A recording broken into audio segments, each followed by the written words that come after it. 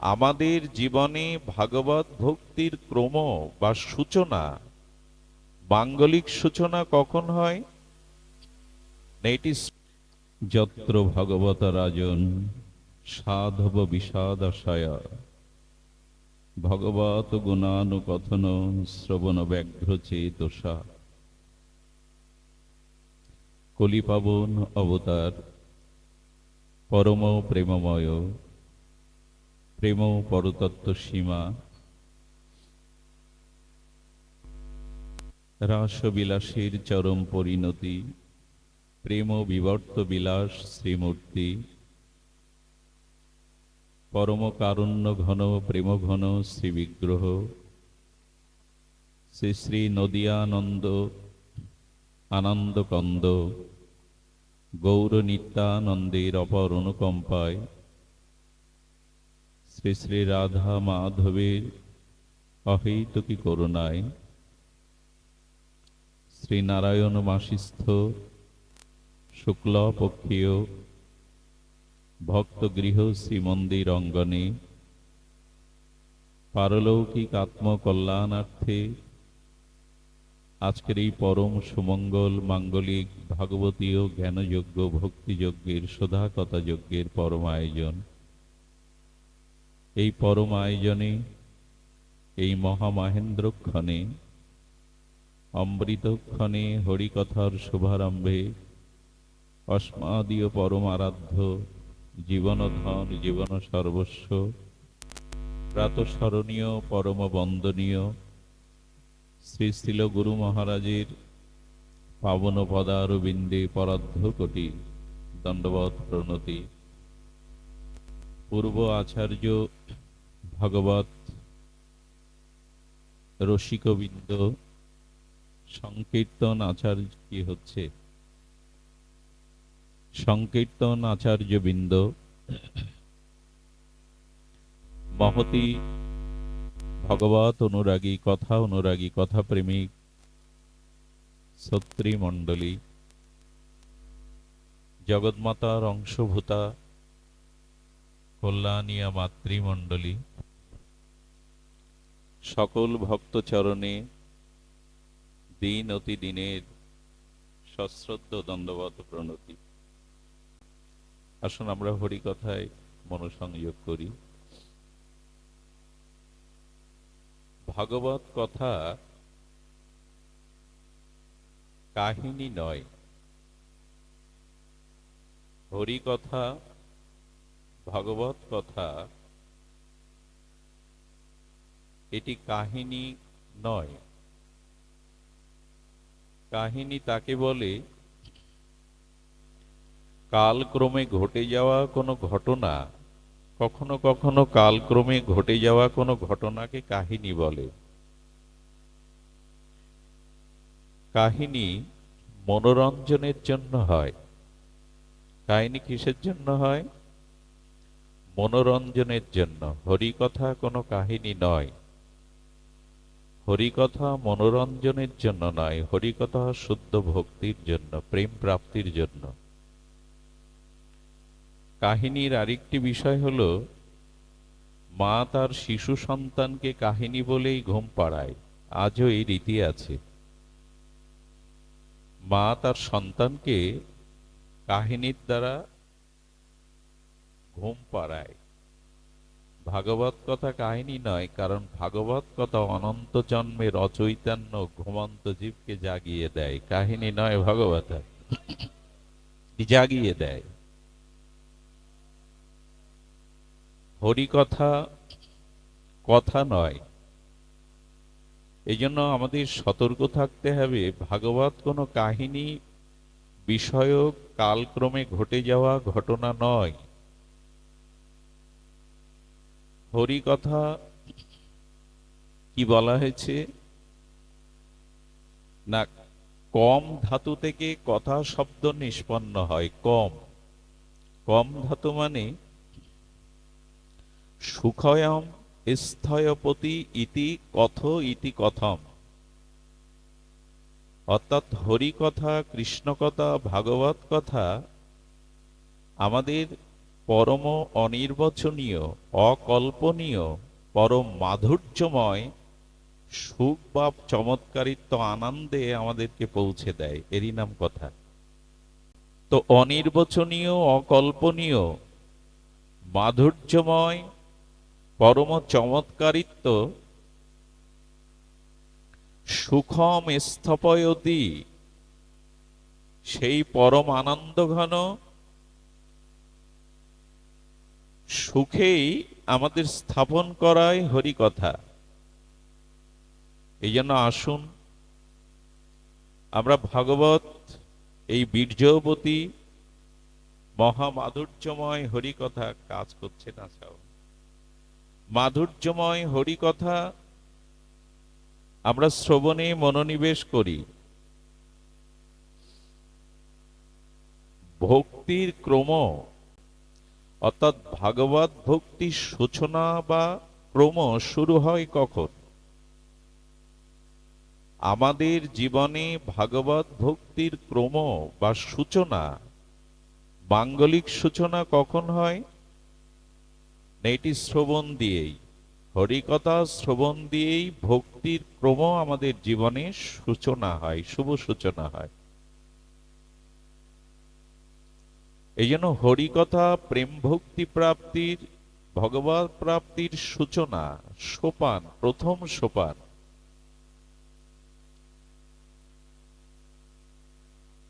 হরিকথা আমাদের জাগিয়ে দেয়। ছিল গুরু মহারাজের সাধুমুখে হরিকথায়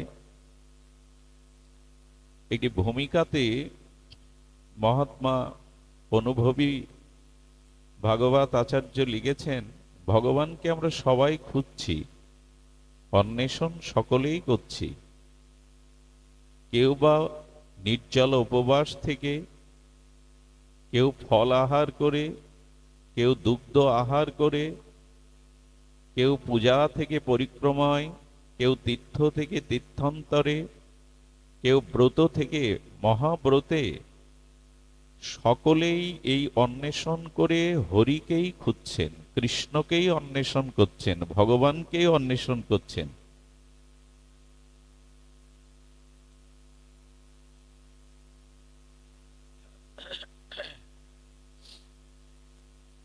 কেউ বা হবিষণ্ণ করেও,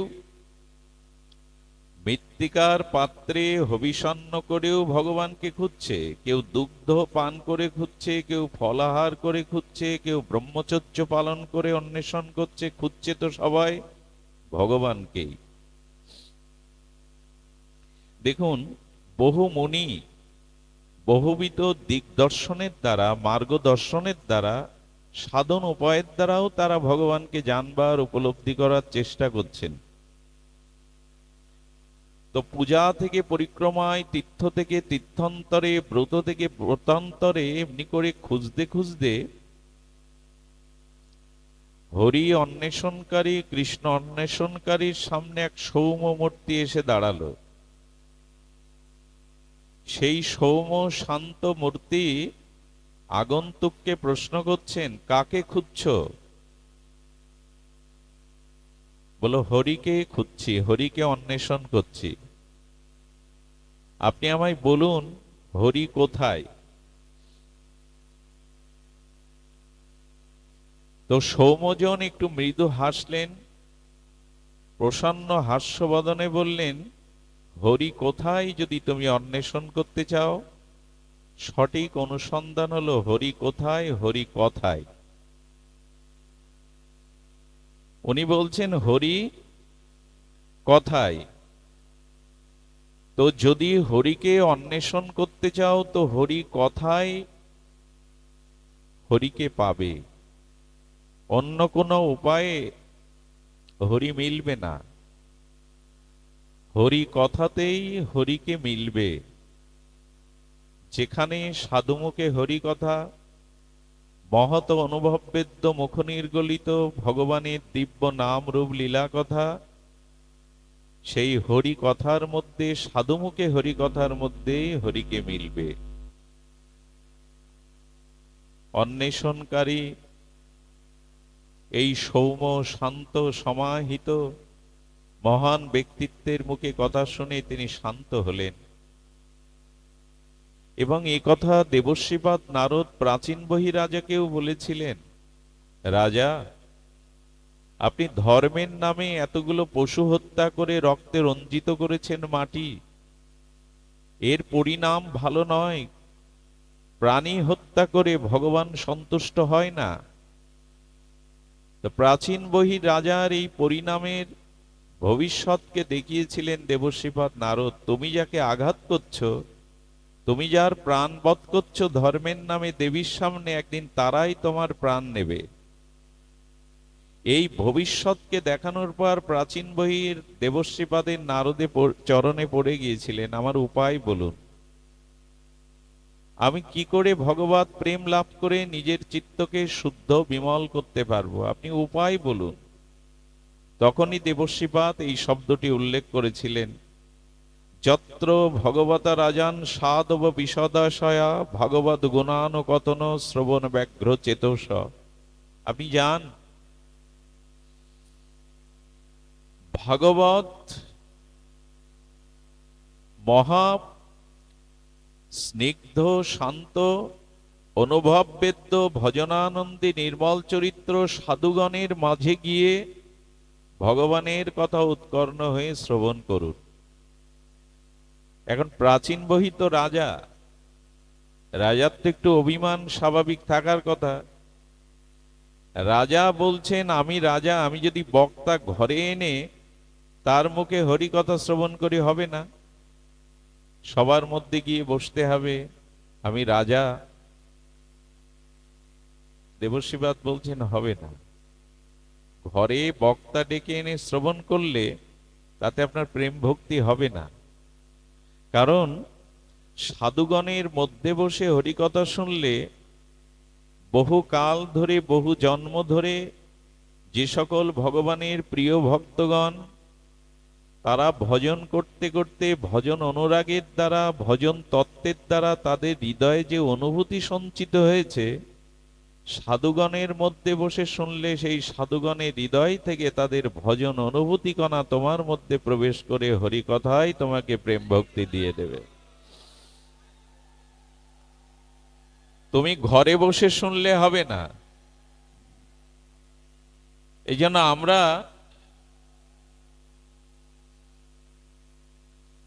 আমরা যেন সাধু সঙ্গে মিলিত হয়ে সাধু সমাগমে হরিকথা শ্রবণ কীর্তন করার আমাদের অভিপ্রায় জাগে। কারণ যে হরিকথা শ্রবণের অনুভূতি সকলের সমান নয়। আচ্ছা দেখুন, ভাগবত বলেছে শ্রীনান্ত সকথা কৃষ্ণ পূর্ণ শ্রবণ কীর্তন হৃদয়স্থ অভদ্রাণী বিধুনতি সুহৃদ শতম। হরিকথা কর্ণমূলে প্রবেশ করলেই আর আমার চিত্ত বিশুদ্ধ হবে। দেখুন, এই ভাগবত যে ফলশ্রুতি শ্রবণাঙ্গ ভক্তির করেছেন, মাঝে মাঝে আমরা সংশয় পড়ে যাই। হরিকথা শ্রবণের দ্বারা চিত্তশুদ্ধি হয় এবং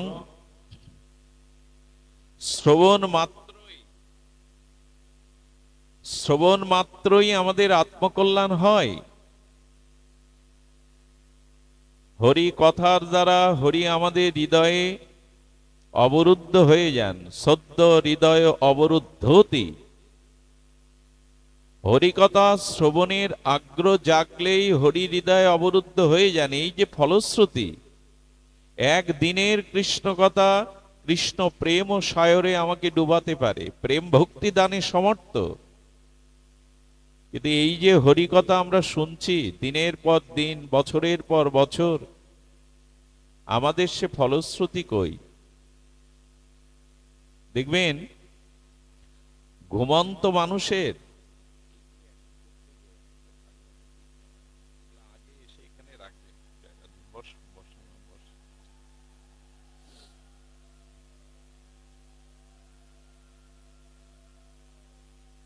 তো শাস্ত্র বলছেন, কোন ঘুমন্ত মানুষকে দেখবেন, একটু লক্ষ্য করবেন, কিছু মানুষের নিদ্রা আছে, ঘুম আছে, যে অল্প একটু আওয়াজ হলেই, কোনো শব্দ হলেই ভেঙে যায়। ধ্যান দিন, এমন কিছু মানুষের নিদ্রা এত গাঢ়, সুগভীর নিদ্রা, যে সহজে ঘুম ভাঙে না। অন্য উপায় এবং বহুবিধ উপায় করেই তবে তার ঘুম ভাঙাতে হয়। আমরা তো রামায়ণে দেখেছি কুম্ভকর্ণের ঘুম ভাঙানোর জন্য বাজি বাজনা মাইকও লাগানো হলো। কারো ঘুম অল্প শব্দ হলেই ভেঙে যায়, কারো ঘুম এত সুগভীর সহজে ঘুম ভাঙে না। আর কিছু লোকের ঘুম আছে, ঘুম ভাঙে বটে, ডাকলে উঠেই আবার ঘুমিয়ে পড়ে। হরি কথা আমরা যারা শুনি আমাদেরও এই লক্ষণ। কারো কারো একদিনের হরি কথায় আত্মচেতনা এসে যায়, ভগবত ভক্তির অতিমতি এসে যায়, একদিনেই অল্প ডাকেই ঘুম ভেঙে যায়।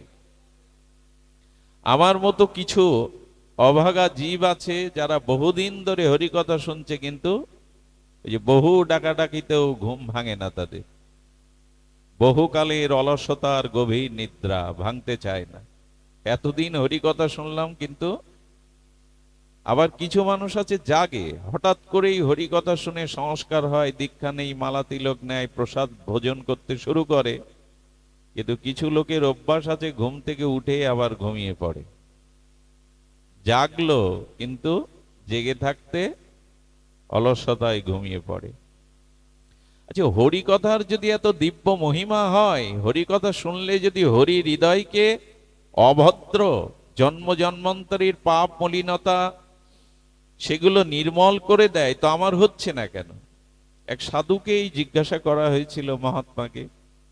তিনি বললেন, দেখো, কাপড়ের ধুলা ময়লা লেগে গেলে আর গঙ্গার জলে, রাধাকুণ্ডের জলে বা পুষ্করণীর জলে ধুয়ে দাও, ধুলোগুলো ধুয়ে যাবে। কিন্তু যে কাপড়ে অনেকদিন ধরে তৈল বা ঘৃত মাখানো, ওটা ঠান্ডা জলে চোবাতে গেলে আরো বেশি জড়িয়ে যাবে। আমার হৃদয় হলো অনন্ত জন্মের পাপ অপরাধের তেল ঘি মাখানো। হরি কথা শহরে চোবালে সহজে যাবে না। তবে কি করতে হবে? হরি কথা শুনতে থাকো, বিরতি দিও না। হরি কথা ক্রমোন্নতিতে শুনতে থাকো, ধীরে ধীরে ধীরে ধীরে তোমার ঘুম ভাঙবে। অনাদিকালের অবিদ্যা, অনাদিকালের তোমার চিত্তে পাপ দূষিত অভদ্র যেটি, সেটি ভগবানই ধুয়ে মুছে দেবে। হরিকথা শ্রবণ করতে থাকো, শ্রোতব্য, কীর্তিতব্য, স্মতব্য, ইচ্ছায়ত অভয়ম। মৃত্যু ভয়ও থাকবে না, শ্রবণ করো হরিকথা, সাধুমুখে শ্রদ্ধালু হয়ে শ্রবণ করো। আচ্ছা, শোনা এবং শ্রবণ করা কি এক?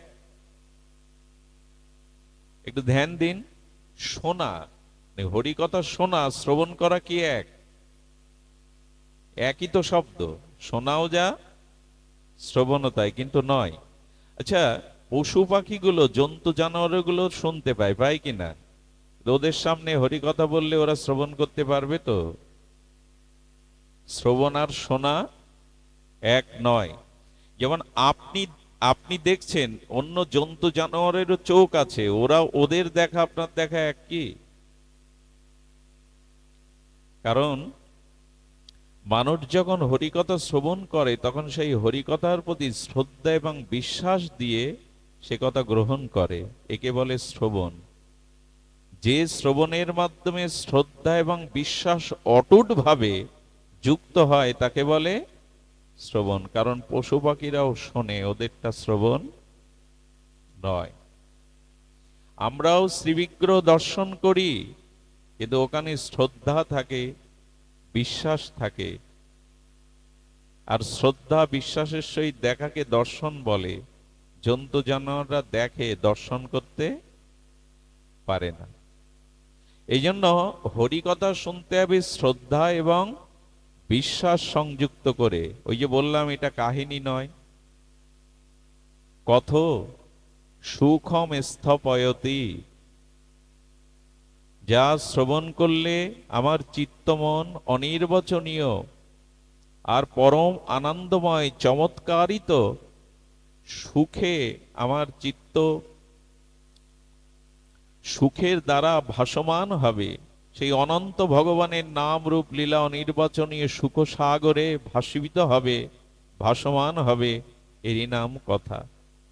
এবং দেখুন, আমরা যে শ্রবণের কথা বললাম, এই শ্রবণ যদি শ্রদ্ধা এবং বিশ্বাসের সহিত হয়, তখনই আপনার জীবনে ভক্তির পথ শুরু হয়। ভগবানের সাথে আমাদের সাক্ষাৎকার গুরুদেব করিয়ে দেন, সেটাও শব্দের দ্বারা। আমরা জীবনে যা কিছু প্রাপ্ত হই তা শব্দের দ্বারাই। এই জন্য এই শব্দ ব্রহ্ম, এই রস ব্রহ্ম, সাক্ষাৎ ভগবানের অক্ষর বাগময়ী শ্রী এই হরিকথায় আমাদের কর্ণে প্রবেশ করে ভক্তিকে জাগিয়ে দিতে পারে। এই জন্য সমস্ত নিখিল শাস্ত্র এই হরিকথা শ্রবণের উপরেই আমাদের বারবার জোর দিয়েছেন। শ্রবণ করো, ছিন্নান্তু সকতা কৃষ্ণপূর্ণ শ্রবণ কীর্তন। অভদ্র যা কিছু তা চলে যাবে, শ্রবণ করো। আচ্ছা, লক্ষ্য করুন, শ্রবণ করলেই ভগবানের প্রীতি হবে না। অনেকেরই হয় না, মাদিষ্য জীবের হয় না। কেন হয় না? আচ্ছা, আমাদের কর্ণে শত্রুর কথাও শুনি আমরা, আমার প্রিয় বান্ধব মিত্রর কথাও শুনি।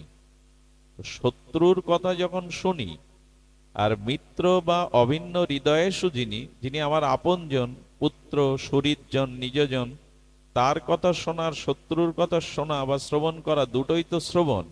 দুটো এক হয় কি? কি হয়? প্রিয়জনের কথা শুনলে আনন্দ হয়, সুখ হয়, হয় কি না? কিন্তু শত্রুর কথাও তো কথা। শত্রুর গৌরব যদি আমার সামনে কেউ করে, শত্রুর প্রশংসা যদি কেউ করে, আমার বলবার অভিপ্রায় হলো এই, যিনি প্রিয় আপনার, যার সাথে সম্বন্ধত্বক আপনার প্রিয়তা আছে, তার কথা কর্ণে গেলে অত্যন্ত প্রীত হয়, আনন্দ জেগে ওঠে। ওঠে কি না? কিন্তু শত্রুর প্রশংসা, শত্রুর খ্যাতি শুনলে বিপরীত হৃদয়ে অসুখ বাড়ে। আমার মনে হয় ভগবানকে যদি প্রিয় করতে পারেন, তখনই তার কথা আনন্দদায়ক হবে। প্রিয় না করতে পারলে আনন্দ হবে না। যার সাথে যার প্রিয়তা নেই, তার কথা বলে দেখুন, ভালো লাগবে? কথা তো দুটোই, কথা তো দুটোই, শত্রুর কথা হোক, মিত্রের কথা। এখন প্রশ্ন হলো, আমাদের কার হরি কথা ভালো লাগে না? এর মূল কারণ হলো, যারা এখনো ভগবানকে আমরা ভালোবাসতে পারিনি। যাকে ভালো লাগে তার কথা শুনতে, এমনকি তার কথা শোনার দরকার হয় না। আমি আগেও বলেছি, একবার এক যুবক দেখি সাইনবোর্ডের দিকে বারবার তাকাচ্ছে, কি বিড় বিড় করে কি পড়ছে। তো অধিকার আছে বিদায় তাকে চেনা জানা প্রশ্ন করলাম, কি দেখছো সাইনবোর্ডে এভাবে? আমি যাকে ভালোবাসি না দাদা, তার গ্রামের নামটাই সাইনবোর্ডে লেখা। চিন্তা করা যায়, ও ভালোবাসে যাকে, তার গ্রামের নামটা ওই সাইনবোর্ডে লেখা 10 বার তাকিয়েছে। প্রিয়তা হলেই তো এগুলি হয়, ভালোবাসলে এগুলি হয়। বিল্বমঙ্গল ঠাকুর তখন ঠাকুর উপাধি পাননি। বিল্বমঙ্গল চিন্তা নাম্নী এক পতিতার মোহে মোহগ্রস্ত হয়ে নিজের ব্রাহ্মণত্ব, নিজের সমস্ত স্বধর্ম প্রায় ত্যাগ করেছিলেন। তো গভীর ঝড় ঝঞ্ঝাবাতের রাত্রে, বরিশন মুখর রাত্রে চিন্তার কাছে যাওয়ার তার যে ব্যাকুলতা, সেই ব্যাকুলতায় যেতে গিয়ে নদী পাড়ের কোনো মাঝি ছিল না। একটি ভেলাকে অবলম্বন করে ওপারে পাড়ি দিয়েছিলেন, আর এও ভেবেছিলেন আমি আসবো বলে চিন্তা ভেলা ভাসিয়েছে। আসলে সেটা মরা লাশ, দুর্গন্ধটাও নাকে যায়নি। কারণ চিন্তার চিন্তায়, চিন্তার প্রীতিতে এত অনুরাগ যে মরা লাশের গন্ধ তার কানে যায়। সাপটাকেও দড়ি ভেবে পার হয়ে গেছে। ভালোবাসা না থাকলে এগুলো হয়? ভগবানকে যারা ভালোবাসে, ভগবানের কথা শুনলেই তাদের ভিতরে চমৎকারিত্ব, আনন্দ জেগে ওঠে। এই জন্য মহাত্মারা বলেছেন, সাধনার প্রথম পর্বে হরিনামটা বেশি করে করতে হয়। শ্রী হরিনামটা নিলে চিত্ত শুদ্ধ হয়, আর চিত্ত শুদ্ধ হলেই ভগবানের প্রতি প্রিয়তা যখনই আসে তখন তার কথাতে আমাদের প্রীতি হয়। এই জন্য নিবেদন করব, আচ্ছা, ভগবানের প্রতি প্রীতি সঞ্চার হরিকথার দ্বারাই হয়। কেমন জানেন? আচ্ছা, বহুদিন ধরে আপনি যার গুণ বা মহিমা শ্রবণ করছেন, যার গুণ ও মহিমা, যার সচ্চরিত্র, এগুলি বহুদিন শুনতে শুনতে কি জাগে বলুন তো মনে? যার বহু গুণ, যার সুচরিত্র, যার মহা ব্যক্তিত্ব আপনি পুনঃ পুনঃ শ্রবণ করেন, মন কিন্তু তাকে দেখবার জন্য বড় ব্যাকুল হয়, তার কাছে যাওয়ার জন্য বড় ব্যাকুল হয়। তদুপরি ভগবানের মহা মহিমা সাধুমুখে শুনতে শুনতে শুনতে আপনার চিত্তে ভগবানের প্রতি অনুরাগ জন্মাবে, তখন তাকে দর্শনের জন্য, তার কাছে যাওয়ার জন্য আপনার চিত্ত বড় ব্যাকুল হয়ে যাবে, বড় ব্যাকুল হবেই। এই জন্য শাস্ত্রে বলেছেন, সাধুমুখে হরিকথা শ্রবণ করো, এটাই প্রেম ভক্তি লাভের ক্রম। তো আমরা হরিকথা শ্রবণের আজকে কি শ্রবণ করব? বিষয়ী মানুষ ভাগবত প্রসঙ্গে যথার্থ প্রসঙ্গ আনার সক্ষমতা ভজন নাই। তবে এই মুহূর্তে স্মরণ এলো, আসুন আমরা চেষ্টা করি হরিকথা শ্রদ্ধা ভক্তি বিশ্বাস দিয়ে শ্রবণের দ্বারা আমরা ভগবানের প্রতি একটু সমর্পিত হই, যেটা সমর্পণ বলা হয়েছে। আমরা যেটাকে আরো একটু সাধু ভাষায় শরণাগতি বলি। একটু শরণাগতি, এটা সমস্ত সাধনার অন্তিম স্তর। শরণাগতি হলো সমস্ত সাধন মার্গের অন্তিম স্তর। একথা ভগবান সার্বভৌম গীতাতেও শেষে এসে বলেছেন। অর্জুনও শেষে এসে শরণাগতি স্বীকার করেছেন। প্রথমে বলছেন, শিষ্যাস্তেমাং সাদিমাং প্রপন্নম, আমি আপনার শিষ্য, আমার কর্তব্য কর্ম সম্পর্কে ভগবান আপনি নির্ণয় করুন। গোবিন্দ বলছেন যুদ্ধ করো, অর্জুন বলছেন আমি আত্মীয় বধ করে এদের রক্তে রঞ্জিত হয়ে রাজ ক্ষমতা চাই না। আচ্ছা, একদিকে বলছে আমি তোমার শিষ্য হলাম, আর একদিকে গোবিন্দের কথা উনি শুনছেন না যে আমি যুদ্ধ করব না। এটি কি শিষ্য গ্রহণ করা হলো? আনুগত্য গ্রহণ করা হলো?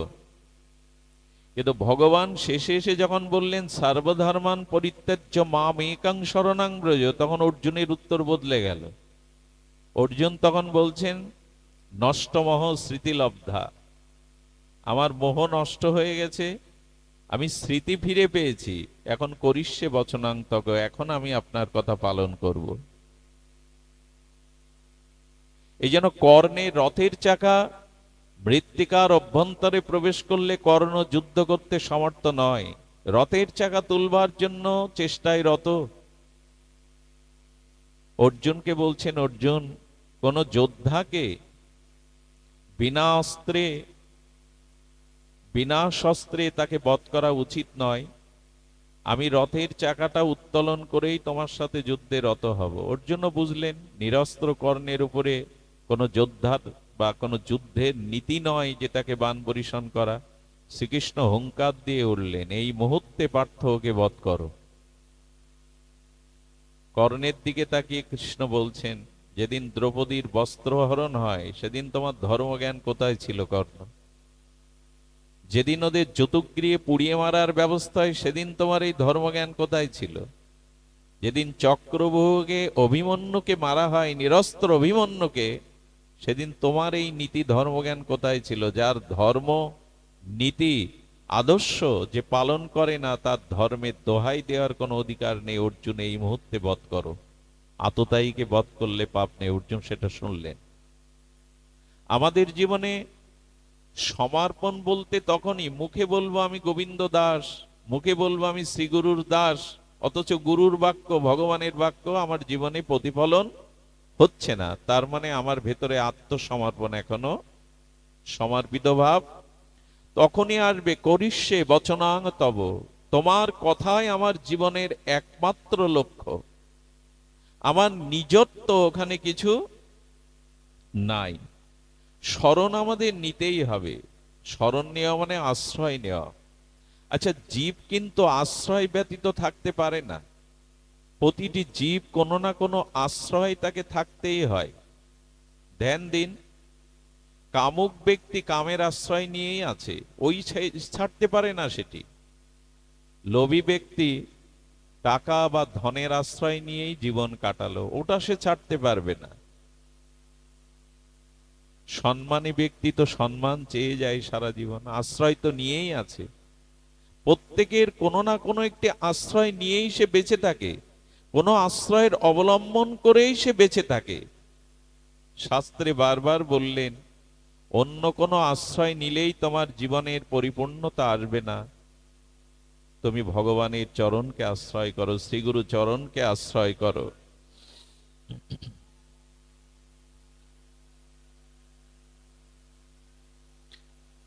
তুমি ভগবানের চরণের শরণাগত হও। সব থেকে সহজ সাধ্য এটিই হলো সাধন শিরোমণি। সাধনার অন্তিম স্তর হলো ভগবানের শরণাগতি হও, ভগবানে আশ্রয় নাও। প্রত্যেকটি মানুষ কোনো না কোনো আশ্রয়ে সে আশ্রিত। গীতা শাস্ত্র, ভগবত শাস্ত্র বারবার এই কথাই বলেছেন, তুমি ভগবানের আশ্রয় নিয়েই ভজন করো। দেখুন, আশ্রয় বলতে আমরা বহুবার একথা শুনেছি, একটু নির্ভর করুন। আমাদের ভয় আছে, মৃত্যু ভয়, এই সংসার স্খলনের ভয়, পতনের ভয়, কিন্তু ভগবান বললেন যে আমার আশ্রয় নাও। আচ্ছা, ভগবানের আশ্রয় নিতে গিয়ে যদি অন্য কর্ম, ক্রিয়া কর্ম সবকিছু প্রত্যাব্যয় হয়ে যায়, ভগবান বলছেন আমাকে আশ্রয় করে অন্য সবকিছু, এমনকি সব ধর্মই যদি ত্যাগ করো, মা সূচ ভয় নেই, আমি তোমার সমস্ত পাপ হতে মুক্ত করব। কত বড় অভয় বাণীর পরেও আমরা বিশ্বাস করতে পারলাম না, আমাদের নির্ভরতা এলো না। বললেন যে আমার উপরে তুমি নির্ভর করো, আর নির্ভর তো আমাকে করতেই হবে, কারণ আমি অংশী, আমি তোমার অংশী, তুমি আমার অংশ। এবং পৃথিবীতে সব থেকে চরম সত্য হলো তুমি আমার, তুমি আর কারো নয়। যারা তোমায় দাবি করছে তাদের দাবিটা সত্য নয়। আমি দাবি করছি, হে জীব তুমি আমার। তিনিই তো দাবি করতে পারেন আমি তো তারই।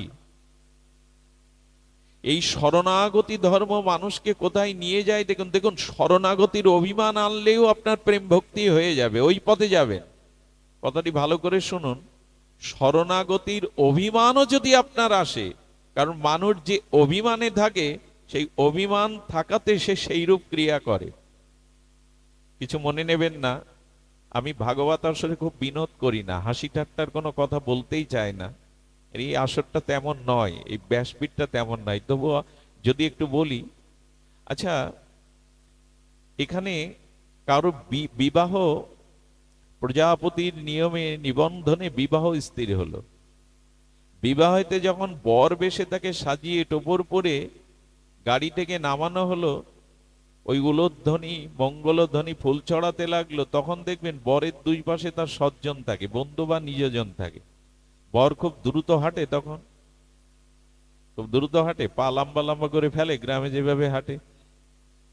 যদিও ওই অভ্যাসবশত হাঁটে, পাশে যারা আছে বলে, এই তুই বর, তোর হাঁটাতে এখন মস্তিতে হতে হবে, ধীরে ধীরে পা ফেল। তো ও তখন দেখবেন বেশ পায়ে যেন মেহেদি মাখা, ধীরে ধীরে আলু থালু করে হাঁটছে। ও যে বর, এই অভিমানে ওর হাঁটনাটাও পরিবর্তন হয়ে যায়, যায় কিনা? তো তখন ওর হাঁটাটাও পরিবর্তন করে। যে ক্ষত্রিয়, তার ক্ষত্রিয়ের অভিমান চলে আসে। আমি যদি কখনো অভিমানও করি আমি ভগবানের, তখন ভগবানের ভাব আমার মধ্যে প্রকাশ হবে। যদি অভিমানেও বলি ভগবানের আমি, যে যে অভিমানে থাকে সেই অভিমানের ভাবধারা তখন তার মধ্যে চলে আসে। দেখুন, আমি গায়ক, তখন গায়কের ভঙ্গিমা চলে আসে। আপনি একবার অন্তত অভিমান করুন আমি ভগবানের, দেখবেন ভগবানের ভাবধারাগুলো আপনার ভিতরে প্রকাশ হতে শুরু করবে। ভিখারিও যদি যাত্রা মঞ্চে রাজার রোল বা পার্ট পড়ে, তখন সে ভিখারির মতো হাঁটাচলা করে না, কথা বলে না। ও জানে আমি ভিখারি, যদু শাম, কিন্তু এখানে আমি রাজা। রাজার মতো কণ্ঠস্বর, রাজার মতো চলতে, রাজার মতো অঙ্গভঙ্গিমা করতে থাকে। অভিমানেও যদি বলেন আমি গোবিন্দ দাস, তারপরেও আপনার ভিতরে ভগবানের ভাবধারা প্রকাশ হতে পারে। এই জন্য একটু অভিমান করেও আমাদের যেন বলি আমি সংসারের নই, আমি ভগবানের। আমি ভগবানের যদি এটা আমি মনে করি, তাহলে আমার মধ্যে সেই ভাবধারাগুলো প্রকট হবেই, প্রকাশ হবেই। এই জন্য আসুন, সমস্ত সাধনার সার হলো এই সমর্পিত হওয়া। যো যাকো শরণ লিয়ে সো তাকো রাখো লাজ, উল্টা জলে মছলি চলে বহি যায় গজরাজ। শাস্ত্রতে এটাই বলছেন। এ কথা কত শতবার, কত সহস্রবার আমরা শুনেছি, শুনিয়েছি। মাছ জলের শরণ ন্যায় বিধায় জলের প্রবল স্রোতের বিপরীতে মাছগুলো উজানে সাঁতার কাটে।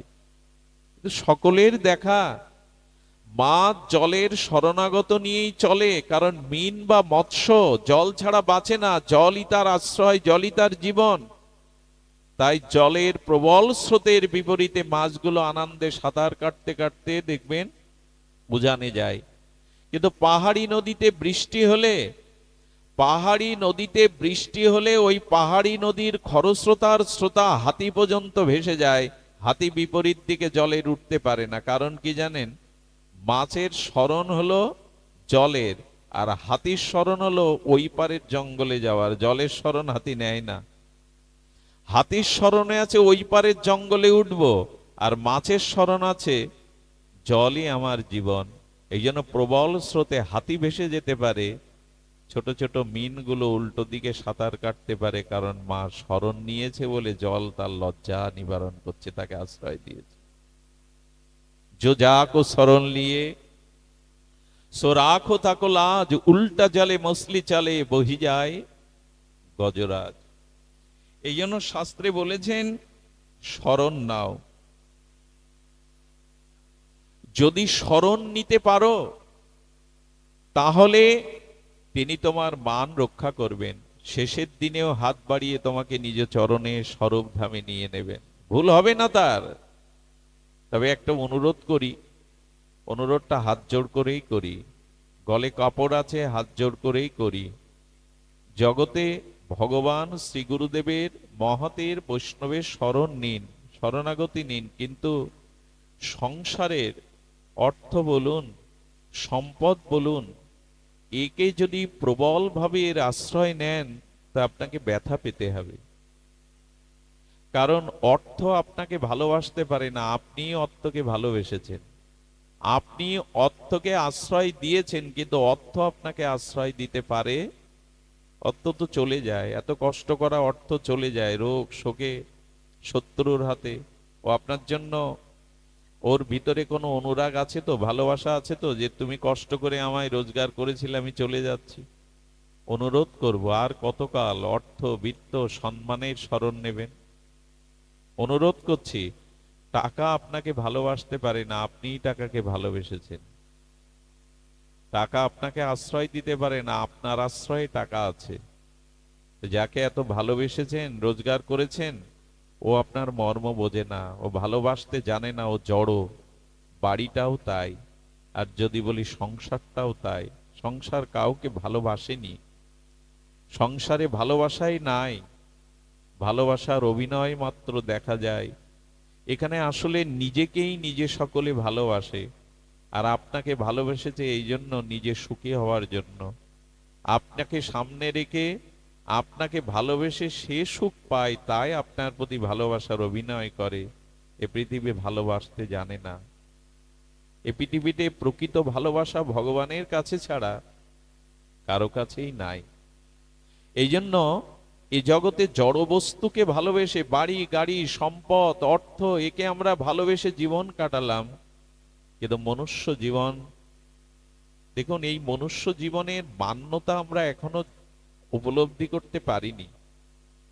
মনুষ্য জীবনের মান্যতা যদি উপলব্ধি করতে পারতাম, ভগবানকে ভজন না করে পারতামই না। কারণ মনুষ্য জন্মের মুখ্য উদ্দেশ্য হলো ভগবৎ প্রাপ্তি। অন্য কোনো প্রাপ্তির জন্য আমাদের এই জন্ম নয়। একথা কতবার শতবার সহস্রবার আমাদের কর্ণে গেছে, উপলব্ধি আসেনি। মনুষ্য জন্ম ভগবৎ প্রাপ্তির জন্য, ভগবৎ ভজনের জন্য, এটাই মুখ্য। কিন্তু আমাদের জীবনে এই উপলব্ধি আসেনি। ভালো যাদের বাসলাম, এক সময় এই উপলব্ধি আসবে, ভালোবাসা যথার্থ জায়গায় আমি নিয়োগ করিনি, ভালোবাসাকে আমি অপমান করেছি, ভালোবাসা যেখানে দেওয়ার আমি দেইনি। এই জন্য বর্তমান বিশ্বে মানুষ দেখবেন ভালোবেসে আঘাত পেয়ে বলে আর কাউকে ভালোবাসবো না, আর কাউকে মন দেব না। একথা ওই বিদ্রোহ করে, যাকে ভালোবেসেছিল না সেই ভালোবাসাটাই বিদ্রোহ করে বুকের মধ্যে থেকে এই কথা বলিয়ে নেয় আপনাকে, আর কাউকে মন দেব না, আর কাউকে ভালোবাসবো না। কেউ ভালোবাসার মর্যাদাই দিতে পারে না, দিবে তো না। এই জন্য ভগবান বলছেন ভালোবাসাটুকু আমায় দাও, আশ্রয় নিতে হয়তো আমায় নাও। আমি প্রকৃত আশ্রয় তত্ত্ব, আর কেউ আশ্রয় তত্ত্ব নয়। এই জন্য জীবনে ভাগবত থেকে এইটুকু উপলব্ধি করতে হবে যে আসুন ভগবানের চরণে শরণাগতি হলো আমাদের সব থেকে সহজতর, স্বাভাবিকতর, শ্রেষ্ঠ প্রেম ভক্তি ভগবান লাভের উপায়। ভগবান লাভের এটাই উপায়। এই জন্য শরণাগতি সম্পর্কে আমরা বহু শ্রবণ করেছি। দেখুন একবার আমাদের তিনি জন্মন্ধ, তো জন্মন্ধ এই সাধু 7 বার তীর্থ পরিক্রমা করেছে, গয়া কাশী প্রয়াগ, 7 বার। অন্ধ ব্যক্তি, তাও সাথে কাউকে নেয়নি। একদিন প্রয়াগে এক যুবক তাকে জিজ্ঞাসা করছে, হে মহাত্মা আপনি 7 বার, এমনকি গোমুখ পর্যন্ত গেছে। আপনারা গোমুখের পথের কথা শুনলে ভয় পাবেন, 1 হাত পথ, সর্বদা বৃষ্টি হয়, ওই পথে যাওয়া যায় না। আপনি গোমুখ পর্যন্ত গেছেন, আপনি জন্মান্ধ, আপনি পড়ে যাননি, খাদে পড়েননি। কয়েকবার প্রশ্ন করার পরে ওই যুবককে এই অন্ধ সাধু জিজ্ঞাসা করছেন, আশেপাশে কোনো খানাখন্দ আছে দেখো তো, পাহাড়ি পথ। বলছে আছে। বলে ওইখানে আমায় নিয়ে চলো হাত ধরে। হাত ধরে নিয়ে যাওয়ার পরে বলছেন, এক কাজ করো, ঠেলে ফেলে দাও তুমি আমায় খাদের মধ্যে। হাত জোর করে বলছে, সাধু বাবা তা কি হয়? বলে আমার ঝোলাতে যা কিছু সারা জীবনের সঞ্চয় আছে তোমাকে দিয়ে দেবো, দিয়ে দাও। আমার যা তপস্যা আছে তার দ্বারা আমি তোমাকে স্বর্গেও পাঠাতে পারি, তাও দিয়ে দেবো, আমাকে ঠেলে ফেলে দাও। বলে সর্বস্ব দিলেও আমি আপনাকে খাদে ফেলে দিতে পারি না। বলেন বেটা উত্তর তো ওঠাই, 5 মিনিট আমার সাথে থেকেছো, আমাকে একটুখানি ভালোবেসেছো, এই জন্য সর্বস্ব দিলেও তুমি আমাকে খাদে ফেলবে না। এতটুকু ভালোবাসায় যদি তোমার এই বোধ আসে, যাকে জীবন দিয়ে প্রেম অনুরাগ দিয়ে ভালোবেসেছে সে আমাকে কি ফেলে দেয়? সে আমাকে কোনোদিন ফেলে দেবে না। সে আমায় ফেলতে পারতেন না। ব্রিটিশ আমল তখন কয়েক হাজার ব্রিটিশ সেনা আক্রমণ করলো বিষ্ণুপুর। কি বলবো আপনাদের, রাজাকে কি সেনাপতি, সেনারা বলছে আদেশ দিন, অন্তত যুদ্ধ করে তো মরতে হবে। বলে হাজার হাজার ব্রিটিশ সৈন্যদের কামানের কাছে তোমরা কিছুই না, অস্ত্র ফেলে দাও। অস্ত্র ফেলে দিয়ে নাট মন্দিরে এসে দুবাহু প্রসারিত করে বললেন ভগবানের কীর্তন করো। এরকম হয়তো রাজা তিনি, কত বড় বিশ্বাস বা ভগবানের প্রতি তার শরণাগতি থাকলে বললে অস্ত্র ফেলে দাও, অস্ত্র ফেলে দিয়ে ভগবানের দিব্য নাম সংকীর্তনে রত হও। সেই নাম সংকীর্তন করতে করতে প্রায় 2 ঘন্টা হয়ে গেল। জয়ের ধ্বনি মঙ্গল ধ্বনিতে নগরবাসী এসে বললেন, মহারাজ ব্রিটিশ সেনারা ফিরে গেছে। ব্রিটিশ সেনারা ফিরে গেছে। ব্রিটিশ সেনারা ফিরে গেছে, এই জন্য শুনলে অবাক হবেন, আজও চোখে দেখতে দেখে আসতে পারেন। বিষ্ণুপুরের পূর্ব পূর্ব মহারাজদের দুটো কামান ছিল, কামান দুটো অনেক আগেই অকেজো হয়ে গেছে। কামান দুটো শুধু পড়ে আছে, সাক্ষী স্বরূপ পড়ে আছে। সবাই নগরবাসী এসে বলল, এই কামান থেকে দুটো বালক, একটি শ্যামল একটি শ্বেত শুভ্র পরিষ্কার বালক এসে দুজনে কামান দাগিয়ে, অনেক সেনা মারাও গেছে, তারা হটে গেছে, তারা আপনার রাজ্য থেকে চড়ে গেছে। গৌর গোবিন্দের দিকে তাকিয়ে শ্রী রাধা মাধবের চরণে শরণাপন্ন হয়ে বললেন, প্রভু তোমাতে শরণাগতি হলে তুমি আজও তাকে রক্ষা করো। এই তো ভগবানের শরণাগতির মাধ্যমেই আমাদের সমস্ত, তিনি বলছেন তোমার পাপ তাপ কোনো দায়িত্বই তোমার থাকলো না। আচ্ছা লক্ষ্য করুন তো, আপনার ছোট বাচ্চাটা রাত্রে এসে বলছে, বাবা মা আমি আমার 10 জন বন্ধুকে কথা দিয়েছে কালকে তারা আমাদের বাড়িতে এসে আর কিছু তারা খাবে, দুপুরে খাবে। আচ্ছা ও কথা বলে নাক ডাকিয়ে ঘুমাতে গেল, চিন্তাটা কার হয় তখন? ও এসে বলছে আমি বন্ধুদের, আমার স্কুলের বন্ধুদের বলেছি 10 জন আমাদের বাড়িতে কাল দুপুরে খাবে, তোমরা ব্যবস্থা করো। এই চিন্তা, ও নাক ডাকিয়ে ঘুমাচ্ছে, চিন্তা কার গো? বাবা মার। গোবিন্দ যখন বললেন, আমার প্রতি একবার যদি শরণাগত হতে পারো, চিন্তাটা তোমার নেই, চিন্তাটা তখন আমার। সব চিন্তাই তখন আমার, তোমার অন্য কোনো চিন্তা নাই। তবে আমাদের অবস্থা কি জানেন? শ্রীধাম বৃন্দাবনে ইন্দ্র কর্তৃক সেই 7 দিন ব্রজকে ভাসানোর জন্য, ব্রজবাসীদের কষ্ট দেওয়ার জন্য ইন্দ্র যে বজ্র বৃষ্টি হেনেছিল, একটু ধ্যান দিন, ভাগবতে কথা বলবেন না। জয় রাধে। তো বজ্র বৃষ্টির সময় গোবিন্দ সেই তার কনিষ্ঠ অঙ্গুলিতে গিরিরাজ ধারণ করার পরে কি হয়েছিল জানেন? উনি বলছিল সখাদের, ওদের যখন মনে মনে হচ্ছে, সখাদের বলছেন তোমরা একটু লাঠি সাটা নিয়ে একটু ঠেকান দাও। আরে আমি কিছুক্ষণ বিশ্রাম নেই, ঠেকান দাও। ওরা তখন বলছেন, হ্যাঁ রে কানাই, তোর একার কেন কষ্ট হবে, আমাদের উপর বাদ দে, আমরাও ঠেকান দিয়ে যাই। যখন ঠেকান দিতে যাচ্ছে তখনই গোবিন্দ আস্তে আস্তে শিথিল করলেন, আর হুড়মার করে পড়বে, আর কানাই কানাই কানাই, আবার কানাই ধরলেন। এর দ্বারা বোঝানো হয় আমাদের কাজ শুধু শুধু ঠেকনাটা ঠেকানো, দায়িত্ব গোবিন্দের। আমাদের দ্বারা কিছু হয়ও না, আমাদের দ্বারা কিছু হওয়া সম্ভব না, তিনিই ধরবেন। তবে হ্যাঁ, আমি তোমার চরণে শরণ নিলাম, এইটুকু ঠেকাটা দিতে হবে, বাকি দায়িত্ব শ্রী গোবিন্দের। অন্ধ সুরদাস, তার একটা জীবনীতে আছে, উনি জন্মান্ধ, এত সুন্দর ভজন করতেন প্রিয়া প্রীতমের বৃন্দাবনে, যে মাঝে মাঝে গোবিন্দ মন্দির থেকে এসে ওনার কুঠিরের সামনে বসে ভজন শুনতেন। রাধারানী মাঝে মাঝে বলে, হঠাৎ করে দুপুরের এই অলস দুপুরে তুমি কোথায় যাও শ্যাম? বলে, জানো সুরদাসের ভজন আমার হৃদয়কে বড় আনন্দ দেয়। বলে, তুমি যখন যাও আমাকে একদিন নিয়ে যাও। বলি, তোমার আবার একটু সমস্যা আছে নিয়ে যাওয়ার। দেখুন রাধারানীকে গোবিন্দ কি উপাধিতে ভূষিত করছেন। বলে, তুমি গেলে সমস্যা ঘটতে পারে, তোমার এত করুণা, ওর দৃষ্টি তুমি ফিরিয়ে দিতে পারো, তুমি তো যাকে তাকে করুণা করো, তোমাকে এই জন্য আমি নিয়ে যাই না। বললো, আজ আমাকে নিয়ে যাও। শ্যামসুন্দর রাধারানীকে নিয়ে বাবাজির কুঠিয়ার সামনে এসে বসেছে। সুরদাস তার সুরমূর্ছনায় গোবিন্দ ভজন, সেই যে হৃদয় উৎসারিত মধুর সুর মূর্ছনায়, সুরলহরীতে সুর আলাপে যখন সুর ধরেছেন, রাধা মাধব মোহিত হয়ে গেছেন। যখন মোহিত হয়ে গেল, হঠাৎ করে আজ দেখছে এই গন্ধ তো আমার নাকে কখনো আসেনি, আজকে কি এলো? যার জন্য গাওয়া, যার জন্য গান, সে কি এলো দুয়ারে? হঠাৎ করে তখন ওর মনে হয়েছে যে না, হঠাৎ করে মনে হয়েছে যে না, হয়তো প্রিয়া প্রীতম আসতে পারে। হঠাৎ করে সঙ্গীত গাইতে গাইতে বাইরে বেরিয়ে পড়েছে।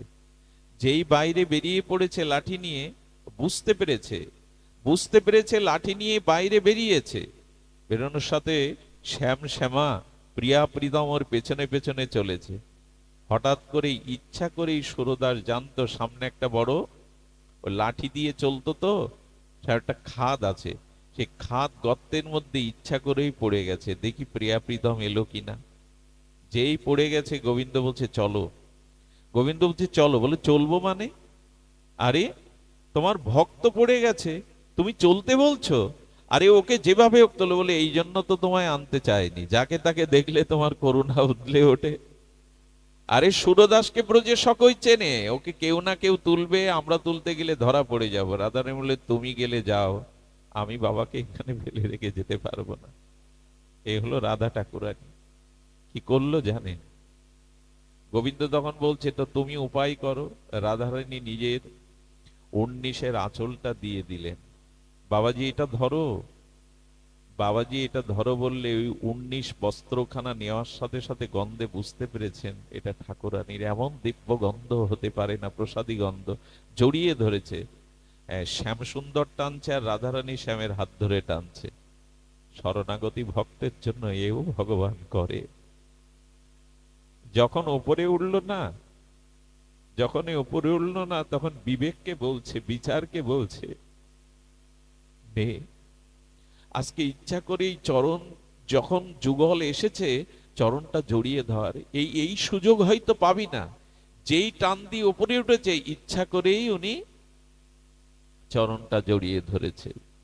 যেই চরণটা জড়িয়ে ধরেছে সঙ্গে সঙ্গে বলছেন ছেড়ে দাও, ছাড়বো না, বলো, বলো তুমি প্রিয়া প্রীতম এসেছো, একবার একবার অন্তত তোমাদের দেখতে চাই।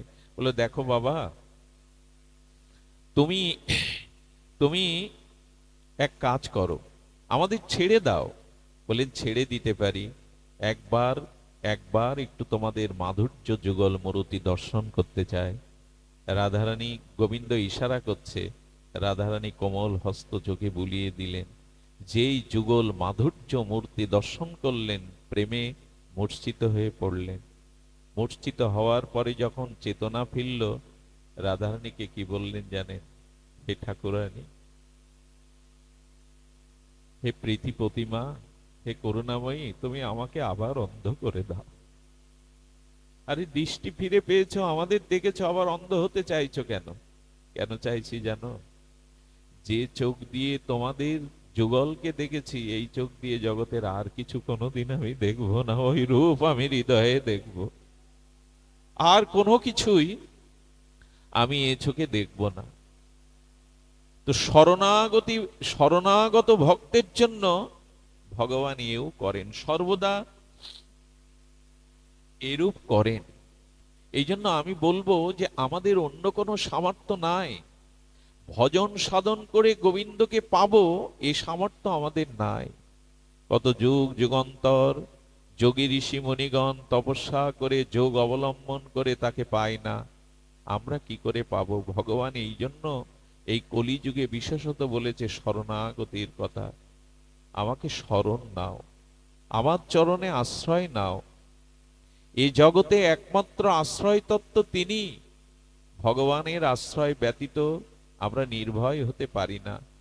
পরীক্ষিত মহারাজের এই সপ্ত দিনে তিনি সর্বস্ব অর্পণ করে দিয়েছিলেন হরিকথার কাছে, শ্রী গুরুদেবের কাছে। এই জন্য তিনি গোবিন্দ দুর্লভ চরণ পেয়ে গেলেন। শরণাগতি ধর্ম আমাদের সর্বোচ্চ সর্বত্র সাধনের স্তরের অবধি শেষ সীমা, এখানেই আসতে হবে। আর শরণ কাকে নেব? শরণ কাকে নেব? গুরু মহারাজ বলেছিলেন গোবিন্দকে, রাধারানীকে কেন স্মরণ করতে হবে জানেন? আমি আগেও বলেছি, শুনিয়েছি আপনাদের। এই তল্লাটের যদি একজন স্বনামধন্য ব্যক্তি থাকে, হাজার হাজার ভূ সম্পত্তির মালিক, মান সম্মান, এ সমাজে অনেক উচ্চ কক্ষায় তিনি, পেছনে হয়তো 10-20 জন লোক তার সর্বদা সাথেই থাকেন, পেছনেই চলেন, কেউ বা ছত্র ধরেন, কেউ বা তার চলার পথ মসৃণ করেন। এই ব্যক্তিটা যদি পক্ষাঘাতগ্রস্ত হয়ে আর কোনো ঘটনার কারণে পড়িত হয়ে থাকে, মলমূত্র বিছানায় ত্যাগ করতে থাকে, তখন দেখবেন ওই স্বনামধারী ওই লোকটার এত উপাধি, এত ব্যক্তিত্ব, কিন্তু ধীরে ধীরে ধীরে ধীরে সজ্জনগণ আর তার খোঁজ নিতে আসবে না। পুত্র পরিজন বিশেষ প্রয়োজন ছাড়া তার কাছে আসবে না। আচ্ছা, তার একান্ত বাল্য বন্ধু যদি তার কাছে আসে, আর সে যদি বলে, বন্ধু আমি তো ওই ব্যক্তি, সেই সম্মান, সেই নাম, সেই ব্যক্তি এখনো এই দেহে আছি, এক কাজ করো, আমি এত স্বনামধন্য, আমাকে 2 লাখ টাকা নিয়ে কিনে তোমার বাড়ি নিয়ে যাও। বন্ধু বলবে, না আমি কিনবো কি, তুমি যদি বিপরীতে আমাকেও 2-5 লাখ টাকা দাও, তোমার এই পচা গলা, এই মলমূত্র ত্যাগ করা দেহ আমি আমার বাড়ি নিয়ে যাবে কি কেউ? তখন ওর মনে হলো, আমাকে গ্রহণ করবার তো কেউ নেই এখন।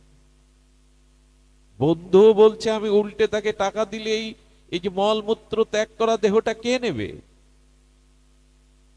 আমি একবার একটা বাস্তব চিত্র দেখেছিলাম। এক ডাক্তার বাবু খুব আদর করে তার সন্তানকে শিক্ষিত করেছিলেন, বড় করেছিলেন। ডাক্তারবাবুর প্রারব্ধে কি ছিল জানি না, উনি প্রায় 1 বছর পড়েছিলেন, ওই খাটেই মলমূত্র ত্যাগ করতেন। একদিন একটা দৃশ্য দেখে হাউমাউ করে কেঁদেছিলাম। বুঝেছিলাম এই জগৎকে ভালোবেসে খুব বেশি কিছু পাওয়া যাবে না। ওই ছেলেটা কি করতে জানেন?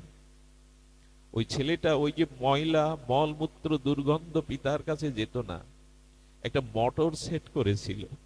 সেই মোটরের বড় পাইপ দিয়ে 10 হাত দূর থেকে ওই জলের ফোয়ারা দিয়ে পরিষ্কার করতো। ওই চোখে মুখে যখন লাগতো চিৎকার করতো, চিৎকার করতো এইভাবে জল না দিতে, ওইভাবেই দিত।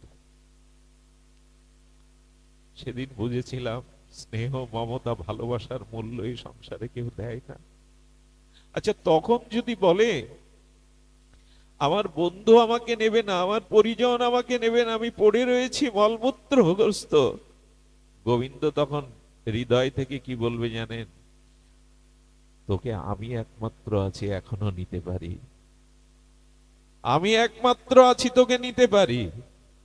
একবার তুই প্রাণ উজাড় করে বল, গোবিন্দ আমি তোমার, আমি তোকে ত্যাগ করব না, আমি এখনো আছি তোমাকে নেওয়ার জন্য,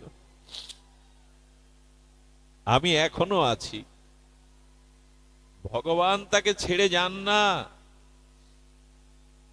ভগবান কাউকে কখনো পরিত্যাগ করেন না।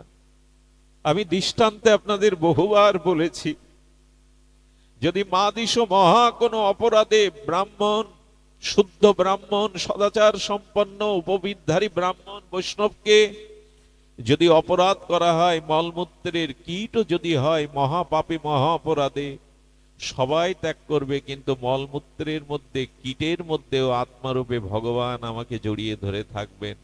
আমি ত্যাগ করলে তোর আর কোনো গতি হবে না রে।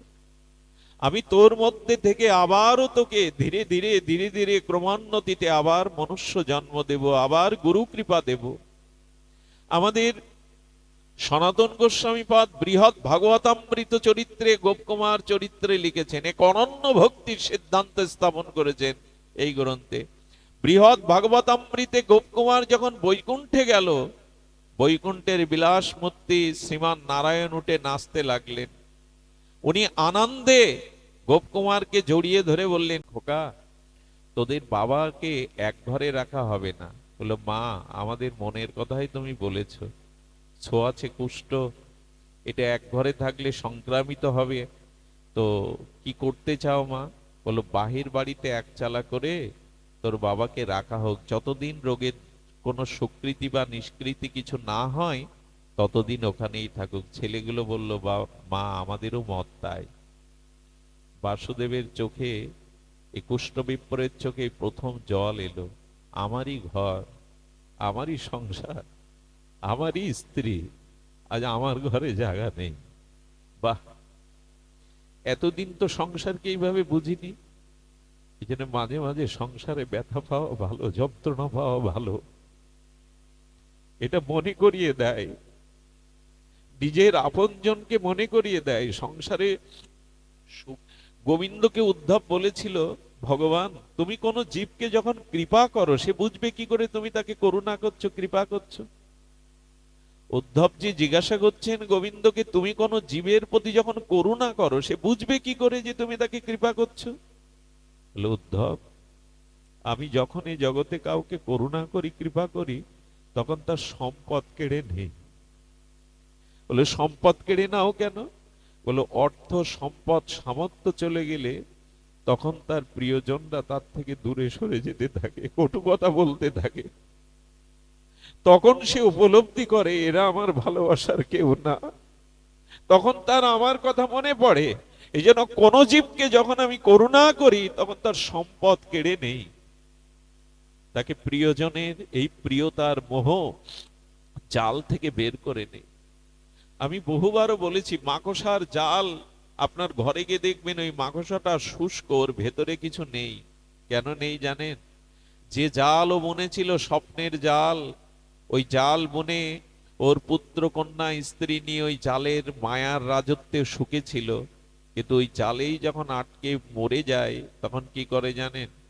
ওই স্ত্রী পুত্রের ভেতরের অংশগুলো খেয়ে ফেলে। এই জন্য আজকে জালে গিয়ে মাকড়সায় হাত দেবেন, ফাঁপা, ওর ভিতরে কিছু নেই, ওরাই খেয়ে ফেলে। যাদের জন্য জীবন যৌবন সর্বস্ব অর্পণ করলেন না, তারা ভগবানের জন্য, আমার জন্য কিছু করবে না, বরঞ্চ আমার কাছে রূপ যৌবন যা আছে সবকিছু চুষে নেবে। এই জন্য এই সংসারে মায়ার পর্দাটা হটিয়ে দিয়ে শ্রী গুরু মহারাজ জানিয়ে দেয়, ভগবানকে ভালোবাসো, তার চরণে আশ্রয় নাও। বাসুদেব বিপ্রকে বাইরে রাখা হলো। বাইরে যখন আছে না, সেদিন কি হয়েছে জানেন? ওই বাইরে থেকে থেকে তীর্থের কাকের মতো ক্ষুধায় কাতর হয়ে এক মুঠো অন্নের জন্য প্রতীক্ষা করছে, কিন্তু আজ আর তার কাছে অন্ন দেওয়ার কেউ নাই। স্ত্রী কি করলো জানেন? স্ত্রী নাকে কাপড় দিয়ে একটা থালা ছুঁড়ে দিল, দুমুঠো অন্ন, ক্ষুধার অন্ন দিল। কিন্তু এর পরের দৃশ্যটা না বলাই ভালো। ওই উচ্ছিষ্ট থালাটা বিড়াল কুকুর এসে চাটতো, ধুয়ে দেওয়ার কেউ ছিল না। মাঝে মাঝে বাড়ির কাজের লোকদের দিয়ে পাঠাতো, পুত্র কন্যা স্ত্রী আর ওর কাছে এসো না। গলিত কুষ্ঠগুলো তখন গলিত হয়ে গেছে, কুষ্ঠ পোকা হয়ে গেছে, পুজ রক্ত হয়ে পোকা হয়ে খসে খসে পড়ছে, কেউ আর আসে না। ওই পোকাগুলো রাত্রে দেখছে বাসুদেব যে পোকাগুলো ক্ষতস্থান থেকে ঝরে ঝরে পড়ে যাচ্ছে। পৃথিবীর ইতিহাসে এমন আমি শুনিনি। ওই ঝরে যাওয়া পোকাগুলোকে আবার তুলে তুলে ওই ক্ষতস্থানে দিয়ে বলছে, তোরা যাস না, তোরা আমার শরীরে থাক, তোরা যাস না, তোরা না এলে আমি সংসারের স্বরূপকে বুঝতে পারতাম না, আপনজনদেরকে বুঝতে পারতাম না, তোরা থাক, তোরা। এই পৃথিবীর ইতিহাসে অন্যতম একটি ঘটনা, ক্ষতস্থানের পোকাগুলো আবার ওইখানে দিয়ে বলছে, তোরা আমায় ছেড়ে যাস না, ওরে তোরা এসেছিলি, এই জন্য সংসারকে আমি বুঝতে পেরেছি, তোরা যাস না। জলতৃষ্ণায় কাতর হয়ে ওইখানে মরার মতো পড়ে থাকতো। কখনো কখনো বলতো, মারা গেল কি? হঠাৎ একদিন আশায় বুকে আশা জাগলো, কে যেন এসে বলল, গো, পাশের গ্রামে মহাপ্রভু ভক্ত সঙ্গে সংকীর্তন করতে এসেছে। তখন কি আশা জাগলো জানেন? আশা জাগলো, প্রভু, এ জন্মে তো তোমার ভজন হলো না, তোমার চরণে পৌঁছানো হলো না, আমার শরীরও আজ উপযোগী নয় তোমার কাছে যাওয়ার। তবে হ্যাঁ, আমি যাব, আমি ধুলায় গড়াতে গড়াতে যাব। যদি যাওয়ার পথে মৃত্যু হয়, এই সান্ত্বনা নিয়েই যেতে পারবো যে তোমার পথে চলতে গিয়েই দেহ ত্যাগ করেছি প্রভু, তোমার পথে চলতে গিয়েই দেহ ছেড়েছি। আর যদি পৌঁছায়, তবে শুনেছি তুমি পতিত পাবো, শুনেছি তুমি অনাথের বন্ধু, তুমি পরম কারুণিক, পরম দয়াল, তুমি কাউকে ত্যাগ করো না। এই ভাবতে ভাবতে না, ও মাটিতে গড়াতে গড়াতে গৌর গৌর বলতে বলতে চলেছে। পরিণতি এই, চলতে চলতে যখন গিয়ে পৌঁছালো মহাপ্রভু সে স্থানে, তখন ভোর হয়ে গেছে। প্রভু সংকীর্তন বিশ্রাম দিয়ে ভক্তদের নিয়ে অনেকটা পথ চলে গেছে। আচ্ছা, মানুষের শেষ অবলম্বনটাও যখন হারিয়ে বসে, তখন তো তার হাহাকার ছাড়া কিছু থাকে না। ওই ধুলায় বলছে, বলতে পারো প্রভু কোথায় নৃত্য করেছিলেন, কোথায় দাঁড়িয়েছিলেন? ওই ধুলাতে গড়াগড়ি দিচ্ছে, আর হৃদয় থেকে সেদিন ভেসে এলো সেই আর্তনাদ, হা গৌর, হা গৌর। এই ডাক যখন ওখান থেকে হৃদয় থেকে শত উচ্চারিত হলো, অনেক দূরে মহাপ্রভু চলে গিয়েছিলেন সাঙ্গপাঙ্গ ভক্তদের নিয়ে। হঠাৎ প্রভু দাঁড়িয়ে বললেন, ওগো কে যেন আমায় ডাকছে গো, কে যেন আমায় ডাকছে। বহু দূরে তাকিয়ে ভক্তরা বলছে, প্রভু পেছনে কেউ নাই, কেউ তো ডাকছে না। না গো, কে যেন আমায় ডাকছে, জানো, যেন সব হারিয়ে হা গৌর বলে আমায় ডাকছে। এ ডাক কানে শোনা যায় না, এ তো হৃদয়ের ডাক। আজও তিনি শোনেন। কেউ যখন ডাক শোনার থাকে না, কেউ যখন আহ্বানে সাড়া দেয় না, শরণাগতি ভক্তকে গোবিন্দ ওইভাবে সাড়া দিয়ে তিনি সাড়া দেন। কে যেন আমার হৃদয় দিয়ে ডাকছে, পথ ছেড়ে দাও। দৌড়াতে দৌড়াতে মহাপ্রভু এলেন। ধুলায় ধূসারিত কুষ্ঠ ব্যাধিগ্রস্ত বাসুদেব বিপ্রের সমস্ত গায়ে ক্ষত ক্ষত, পোকাগুলো ঝরে ঝরে পড়ছে। মহাপ্রভু করুণায় দুহস্ত বাড়িয়ে বলছেন, বাসুদেব, কই এমন মিষ্টি করে তো কেউ অনেকদিন হয় ডাকেনি। বাসুদেব। ফিরে তাকিয়ে দেখেন শ্রীকৃষ্ণ চৈতন্য ভগবান দাঁড়িয়ে। প্রভু এসেছো তুমি? হ্যাঁ, তুমি তো ডাকলে আমায়, যেন একবার যে আমায় ডাকে তার কাছে না গিয়ে আমি পারি না। এসো বাসুদেব। না প্রভু, ওখানে দাঁড়াও, আর এসো না। এই পচা গলা কুষ্ঠ ব্যাধি পুজ রক্তময় এই অপবিত্র শরীরের বাতাস লাগলে তোমার তপ্ত কাঞ্চন প্রেমময় তনু কলঙ্কিত হবে, আর এসো না প্রভু। মহাপ্রভুর যে উত্তরটা ছিল তা বড় হৃদয় গ্রাহী। বাসুদেব, যদি কাছেই না আসতে দেবে, বুকে না নিতে দেবে, তবে গৌর বলে কেন ডাকলে? এসো, আমি সমস্ত জীবের পাপ তাপ নেওয়ার জন্যই তো কলিযুগে এসে হাত বাড়িয়েছি। অনন্ত জন্মের পাপ অপরাধ যা থাকুক, এসো, আমার কাছে এসো। মহাপ্রভু গিয়েই বাসুদেবকে গাঢ় প্রেম আলিঙ্গন দিলেন। গাঢ় প্রেম আলিঙ্গন দিলেন বাসুদেবকে। আর মহাপ্রভুর সেই পরশ স্পর্শে, পরশমণির স্পর্শে বাসুদেবের সেই মুহূর্তে সমস্ত কুষ্ঠ ব্যাধি দুর্বিত হয়ে আর সুটম পূর্ণ যৌবনময় তপ্ত কাঞ্চন অঙ্গন পেয়ে গেল।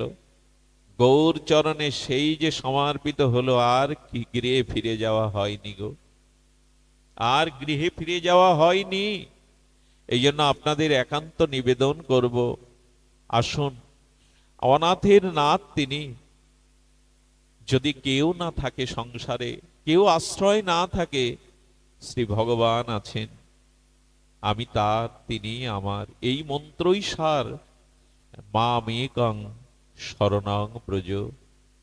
একমাত্র আমার শরণ নাও। আজও শ্রীধাম বৃন্দাবনে গহীন অরণ্যের মধ্যে কিভাবে লুকিয়ে আছে সাধুরা, তাদের একমাত্র শরণাগতি তার। দেখুন, এই দেহ, এই রূপ যৌবন। আপনাদের এই বৃহত্তম ফরিদপুরে এক ডাক্তার ছিলেন, শুনুন সেই ঘটনা। এই ডাক্তার বাবু, তিনি মেডিকেলে পাশ করার পরে তার প্রফেসর তাকে ডাকলেন। আপনারা জানেন, ডাক্তারি শিখতে গেলে না অনেক ধৈর্যের পরিচয় দিতে হয়। আপনারা জানেন শবচ্ছেদ ঘর আছে। শবচ্ছেদ মানে লাশ কাটা ঘর। তখনকার দিনে উন্নত ব্যবস্থা ছিল না। কত দিনের লাশ ওর মধ্যে পড়ে আছে। প্রফেসর স্যার যেতেন, গিয়ে নূতন যারা ডাক্তারি পাশ করেছে তাদের হাতে ছুরি তুলে দিতেন, এই লাশটা কাটো, কিডনিটা এখানে, হ্যাঁ লিভার এখানে। এগুলো প্রত্যক্ষ শবচ্ছেদ ঘরে গিয়ে ওদের কাটতে হতো। কি বলবো, ছুরি হাতে নিয়ে যখন ঢুকেছে তখন সে কি দুর্গন্ধ। অনেক দিনের পচা গলা লাশ। ডাক্তার তো কত পরীক্ষা দিতে হয় তাদের, প্রফেসরদের সামনে, শিক্ষকদের সামনে। বলেন এই লাশটাকে কাটো। সেই পচা গলা লাশটাকে যখন ছুরি চালিয়েছে, কি বলবো, অনন্ত কোটি পোকা, বিকট দুর্গন্ধ। ওর সামনে এই পোকাগুলো যখন বেরিয়ে পড়লো, হাত থেকে ছুরি পড়ে গেল। কি গো, মনে মনে তখন আর এক পরীক্ষা দিচ্ছেন উনি। এই নাকি শরীর, এই অনন্ত কোটি পোকা, এটাই শরীরের পরিণাম। তবে যখন আমি জানতে পেরেছি, আর দেরি নয়। আমি যখন জানতে পেরেছি, আর দেরি নয়। উনি কি করলেন জানেন? বাড়ি এসে ডাক্তারি ছেড়ে দিয়ে চলে গেলেন শ্রীধাম বৃন্দাবনে। সিদ্ধ মনোহর দাস বাবাজির চরণ আশ্রয় করলেন। অনেক উপরে উঠেছিলেন মানুষটা, অনেক উপরে। গুরুদেবকে বলেছিলেন, প্রভু শরীরের পরিণামকে আমি বুঝেছি, শরীরের আমাদের এরকম হয় না, আমরা মাঝে মাঝে এগুলো দেখি বটে, কিন্তু আমাদের চেতনা ফিরে আসে না। উনি পেরেছিলেন। আর একদিনের ঘটনা শুনেছিলাম, আমাদের প্রাতঃস্মরণীয় পরম বন্দনীয় চরণ আমাদের বড় পণ্ডিতজির মুখে, তার নামটা নিতেও আমি অযোগ্য মনে করি, কিন্তু বড় পণ্ডিত বলে ডাকি। উনি বলেছিলেন, একজন ঘোর কামুক ব্যক্তি বিবাহ করেছিলেন সুন্দরী রমণীকে। এই বাংলাদেশেরই ঘটনা। তো তিনি তার স্ত্রীর প্রতি এত মোহ যে 2-3 বছরে পিত্রালয়ে যেতে দেয়নি তার স্ত্রীকে। তো সেই মেয়েটার পিতা অসুস্থ, তিনি মৃতপ্রায় মুমূর্ষ। বাড়ি থেকে সংবাদ এলে হাত জোড় করে বলল, দাও, আমার বাবাকে দেখবার জন্য একবার অনুমতি দাও, মরে গেলে জন্মদাতা তো আর দেখতে পাবো না। ওর চোখের জল দেখে দয়া হলো, পালকি ডেকে আনলো। এ বললো, যাবে, দেখে চলে আসবে। যখন কিছু দূর গেল না, কিছু দূর যাওয়ার পর বলছে, না, ওকে ছেড়ে তো আমি থাকতে পারবো না। দূরে গিয়ে বললেন, পালকি ফেরাও। সত্য ঘটনা শুনুন, মোহ কাকে বলে, যে কতটা ব্যথা লাগে মেয়েটার বুকে।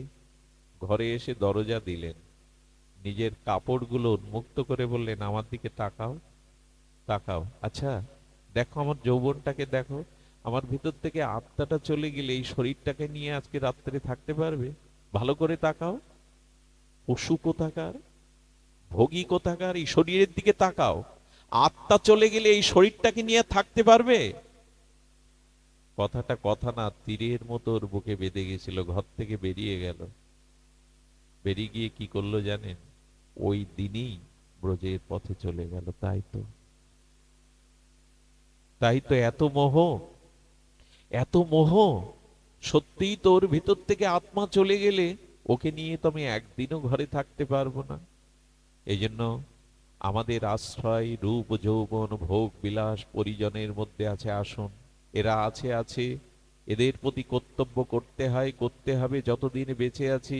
কিন্তু গোবিন্দ বলেছেন, নির্মম হয়ে করো, মমতা শূন্য হয়ে কর্তব্য পালন করো।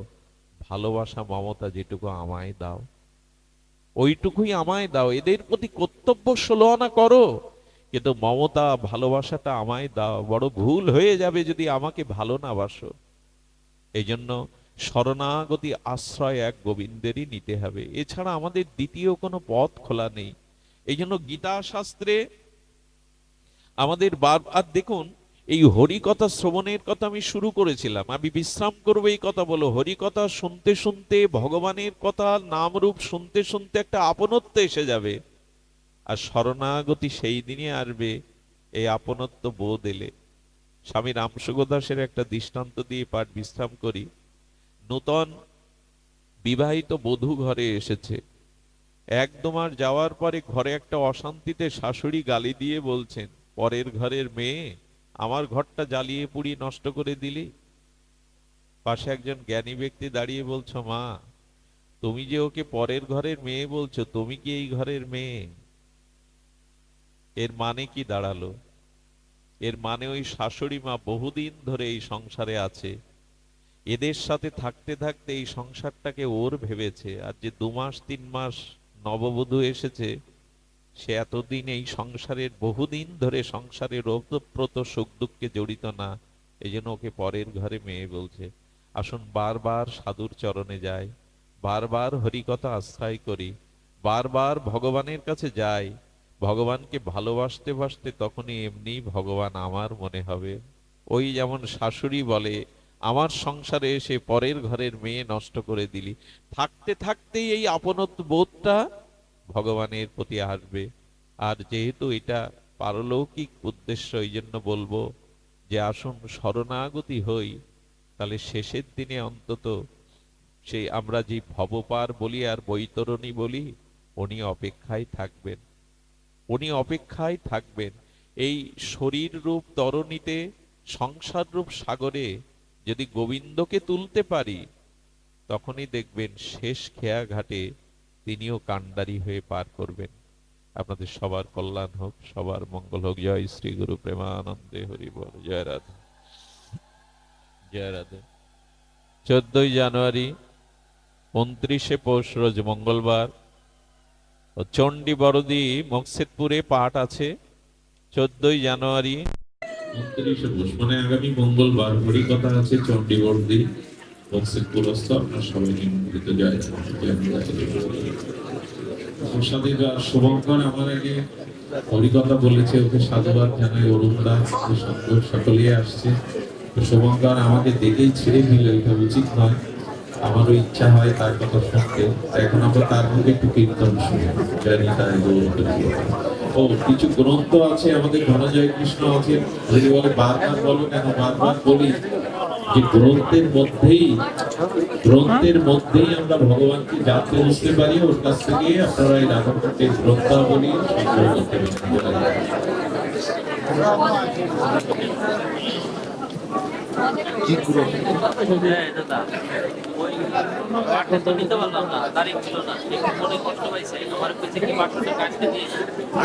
শিবু